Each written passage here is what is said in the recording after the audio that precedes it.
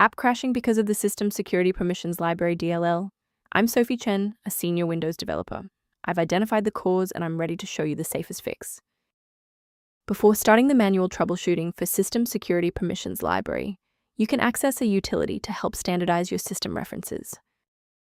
This is the System Security Permissions Library, a critical .NET library providing the Code Access Security (CAS) implementation. It manages localized file system and network permission triggers for managed apps. If missing, modern data science tools and specialized video encoders will crash, citing an assembly load failure, security permissions.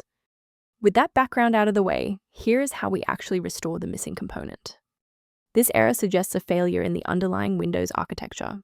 Open command prompt with administrator privileges and execute sfc/scan now to restore core system components, including the missing WinCore datetime DLL. If the application still won't initialize, we need to shift our focus to how the Windows loader is interacting with the library. A quick system restart is a practical way to ensure that all shared libraries, including System Security Permissions Library, are being loaded correctly into the current session's memory. To keep this tutorial handy, make sure to bookmark it or hit like button before you reboot. It saves you from having to look for the video again once you're back online.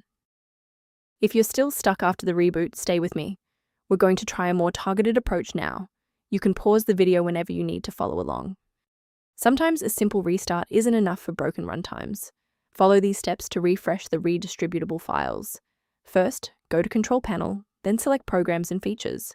Second, find every Microsoft Visual C++ redistributable 2005 through 2022. Third, right-click each and select Change, then select Repair. If that fails, download the latest all-in-one VC++ redistributable package from Microsoft's website.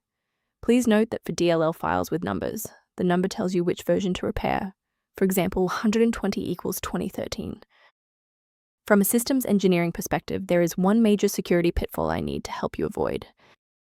A quick warning, many sites offering WinCore datetime DLL are actually distributing modified files that can track your keystrokes and compromise your passwords.